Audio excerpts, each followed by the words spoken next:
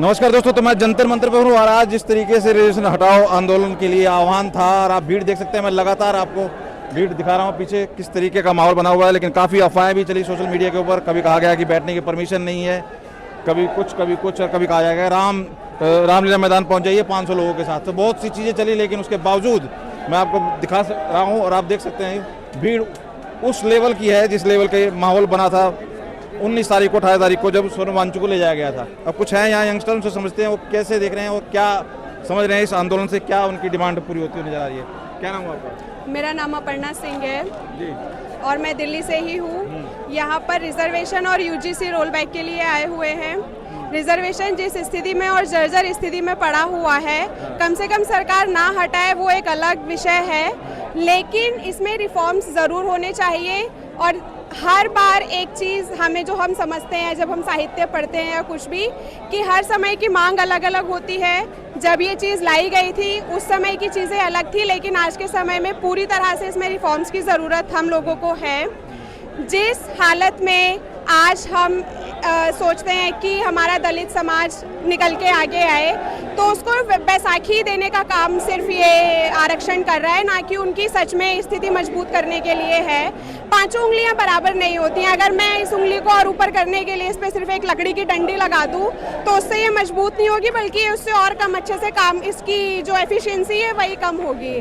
तो बजाय कि इसके कि मैं इसको ऊपर करूँ, मेरी ये कमज़ोर है, मैं इस पर तेल मालिश करूँ, अच्छे से उस चीज़ को मजबूत करूँ, तो वही काम अगर हमें सच में उन लोगों को आगे लेके आना है तो अच्छी शिक्षा, अच्छी इन्हीं चीज़ों से अच्छी उनके लिए पॉलिसीज़ लेके आई जाए, ना कि आरक्षण की बैसाखी उनको पकड़ाई जाए। और ये ना सिर्फ यहाँ पे सवर्ण समाज के लिए है, बल्कि ये उन लोगों के लिए भी बेहतर होगा जो लोग आरक्षण का फ़ायदा उठा रहे हैं। उसमें ये जनरेशनल चला आ रहा है, वो लोग एक बहुत अच्छी स्थिति में पहुँच चुके हैं, उनको स्वतः इस चीज़ का त्याग कर देना चाहिए आरक्षण का।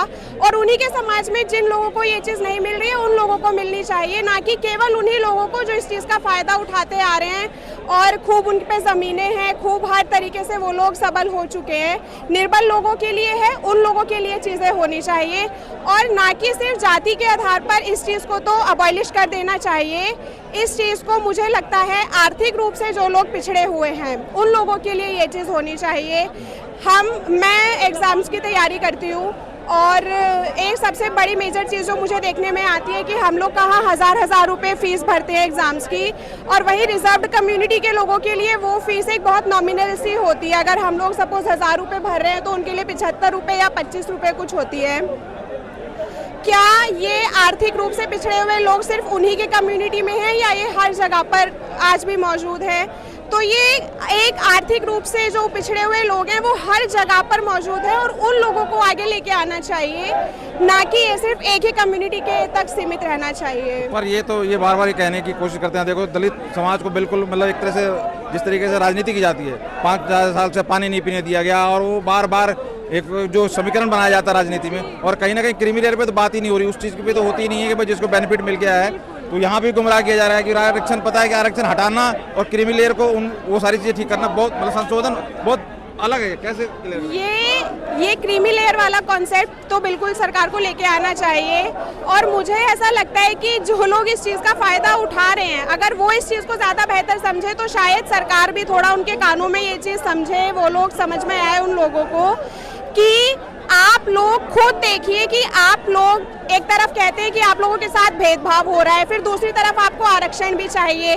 तो सबसे बड़ा टैग तो आप लोग खुद अपने माथे पे चिपका के घूम रहे हो ना, कि हम SC ST हमें आरक्षण भी दो, फिर आप लोग कहते हैं कि भेदभाव हो रहा है। अपने आप की स्थिति मजबूत कीजिए, अच्छी शिक्षा पाइए, मानसिकता सुधारिए और आगे आइए। और जो लोग, मैं फिर से कहूँगी, जो लोग सक्षम हो चुके हैं, जनरेशनल लेते हुए आ रहे हैं, इन चीज़ों को स्वतः त्याग कीजिए। और सरकार से तो एकदम विनम्र आग्रह हम लोग यहाँ करने आए हुए हैं, ना कुछ हिंसा, ना कुछ कोई अपशब्द नहीं, कुछ नहीं।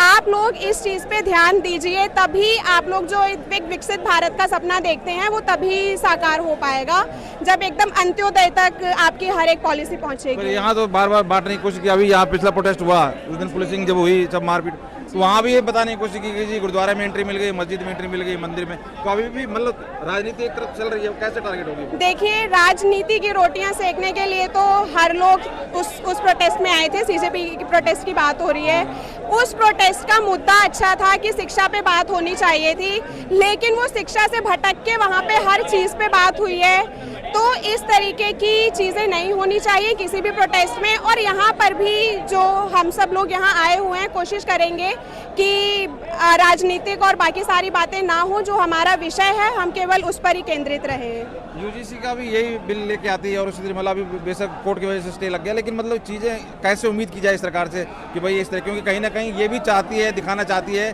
कि हम दलितों के या पिछड़ों के उनके हितैषी हैं, क्योंकि उन्हें पता है कि वोट बैंक इधर ही है, इधर आज भी मतलब भीड़ देख के बेशक सरकार की क्या लगता है, कुछ ऐसा होगा? अगर वोट बैंक की ही सिर्फ बात करी जाए तो वोट बैंक का तो एक बहुत बड़ा हिस्सा सवर्ण समाज भी है, और वोट बैंक से आप सिर्फ अपना वोट ही ले पाएंगे। लेकिन अगर सरकार सच में हितैषी है उस समाज के लिए जिसके लिए वो भी वोट बैंक की बात कर रही है, तो उन लोगों के लिए कम से कम पॉलिसीज तो अच्छी लेके आ जाओ आप लोग।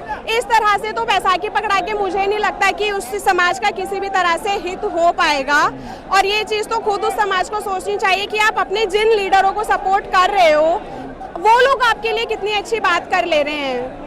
SC/ST का दुरुपयोग के ऊपर बहुत बातें होती है, बहुत हो भी रहा है, काफी फंड भी बताया जाता है कि इनके लिए रखा हुआ है, जिनको कंपनसेट किया जाता है। उसके बाद यूजीसी से लाके कॉलेज स्कूल में मंशा कैसे देख रहे हैं? सरकार से ही मतलब आह्वान किया जा रहा है और वही सभी चीजें कर रही, उम्मीद है कोई?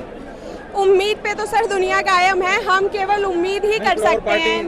नहीं सर, वर्स्ट और बैड की बात है यहाँ पर। अगर मैं बीजेपी को बैड कैटेगरी में रखूँ तो मेरे हिसाब से बाकी सब पार्टी एकदम वर्स्ट कैटेगरी में है। उन लोगों की तरफ से तो इतनी सी भी उम्मीद करना बेकार है।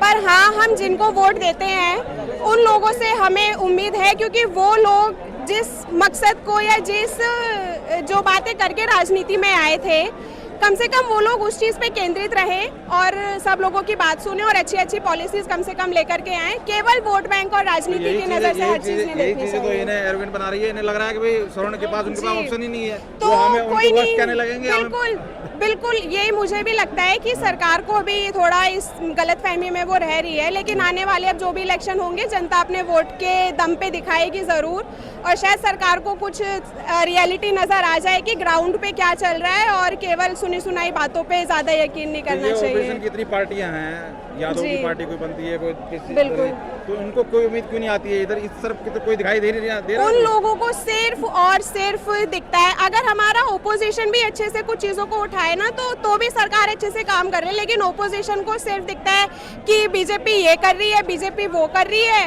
और केवल पर्सनल अटैक्स वहाँ पर होते हैं। हमारी अभी पार्लियामेंट का मॉनसून सेशन गया है, एक भी दिन वो सेशन अच्छे से नहीं हो पाया। 9-9 करोड़ रुपए पर डे का खर्चा आता है। अगर हमारी ओपोजिशन इतनी काबिल होती, अच्छे से बात करने लायक होती, तो शायद जो हमारी पोजीशन में सरकार है वो भी कुछ अच्छे से काम कर पाती। ओपोजिशन ही नालायक है सारा, तो ओपोजिशन वाले तो और नहीं ध्यान देते हैं। पहले का कोई केस लेके अभी राहुल गांधी बैठ गए थे संसद मार्ग पे, मैं उधर हो गया, लेट हो गया, इसलिए वहाँ पे बैठ गए, थोड़ी देर उन्होंने अपना फोटो सेशन किया, चले गए। कैसे देख रहे हो? वहाँ इतनी पास आए, यहाँ तो कोई बात ही नहीं हो रही। बिल्कुल सर, मैं आपको बता रही हूँ, केवल आज के टाइम पे बहुत सारी चीज़ें सिर्फ और सिर्फ एक रीलबाजी कि हम लोग बस सोशल मीडिया पे दिख जाएं, उतनी बात करके। बल मुझे तो इंटेंशन सब लोगों की यही रहती है कि बस हम लोग एक बार दिख जाएं। बाकी आप सच में उस चीज़ को सपोर्ट कर रहे हैं या नहीं कर रहे हैं, वो बात तो फिर बहुत अलग हो जाती है। अभी लेह लद्दाख में भी घटना है, कि देखो लड़की किस तरीके से सेना से बदतमीजी कर रही है, कैसे बोल रही है हमारी सैलरी से तुम्हारा घर चल रहा है। जी, ये क्या सोच दिखा रहे हैं? तो और बांट रहे हैं लोग। बिल्कुल सर, इस तरह की मानसिकता के लोग, बहुत शर्मनाक बात है कि हमारे समाज में इस तरह के मानसिकता के लोग हैं, और सोचना चाहिए उन लोगों को। बिल्कुल माफी मांगनी भी चाहिए। नहीं तो क्या पैतरा है? अपने शब्दों को थोड़ा सा संभाल के प्रयोग करिए। कम से कम ठीक है, आपके किसी से मतभेद हो सकते हैं, लेकिन आपके मनभेद भी हैं, ठीक है, लेकिन आपको थोड़ा सा अपने शब्दों पर ध्यान देना चाहिए। क्या लग रहा है जिस तरीके से गैदरिंग हुई है, लोग जुड़े हैं, सरकार के कान पे जू रहेंगे कि? इसीलिए सब यहाँ पर जुड़े हैं कि शायद सरकार के कानों पे थोड़ी जू रहेंगे, और रेंगनी भी चाहिए। नहीं रेंगेगी तो देखते हैं कब तक ये प्रोटेस्ट चलेगा, और पूरा सपोर्ट है यहाँ। गुमराह करने की कोशिश की, कहा गया कि 500 लोग लेके आप रामलीला मैदान पहुंचे, यहाँ पे ऐसी चीजें क्यों चली मीडिया में? ऐसी चीजें तो सर देखिए, कोई भी अच्छी चीज होने जाती है तो सत्ता थोड़ा सा तो घबराती कॉकरोच है। वालों को तो बिना परमिशन के बैठने दिया था इस शासन प्रशासन तो ने। सर वही बात है ना कि फिर आप अपना वोट बैंक देखने लगते हैं, तो यहाँ पर बहुत सारा खेल एक वोट बैंक का है और यहाँ पर लोग बिल्कुल शांति से प्रदर्शन कर रहे हैं। मैं यहाँ पर 12 बजे से हूँ, लगभग 12 बजे से हूँ। कोई अभी तक मैंने यहाँ पर किसी का मिसबिहेव नहीं देखा है। बहुत शांति से सारी चीज़ें हो रही हैं और प्रशासन से भी आग्रह है कि हम सब लोगों के साथ कोऑपरेट करें और यहाँ पर भी जो लोग हैं वो सब भी अच्छे से शांतिपूर्वक अपनी बातें रखें और प्रोटेस्ट करें। बहुत बहुत धन्यवाद। के लिए देखिए लगातार मैं आपको दिखा रहा हूँ क्या माहौल है, किस तरीके से गैदरिंग हुई है और आज भीड़ देखते ही बन रही है। और जिस तरीके से अफवाहें फैलाई गई, जिस तरीके से अफवाहें फैलाई गई कि 500 लोग लेके आप रामलीला मैदान पहुंच जाइए और ये और वो, यहाँ पर परमिशन नहीं है, ये सब चीज़ गुमराह करने के बावजूद आपको मैं दिखा रहा हूँ किस तरीके का माहौल है, कितनी भीड़ इकट्ठी हो चुकी है। लगातार संगठन के लोग अलग अलग सभी बैठे हुए हैं यहाँ पर। मैं आपको दिखा रहा हूँ कि यहाँ पर दुबे साहब भी बैठे हैं जिन्होंने पेज बना के आह्वान किया। तो मैं लगातार लोगों की बात आपके सामने रख रहा हूँ, बाकी आप कैसे देख रहे हैं आप अपनी राय ज़रूर कमेंट करके बताइए।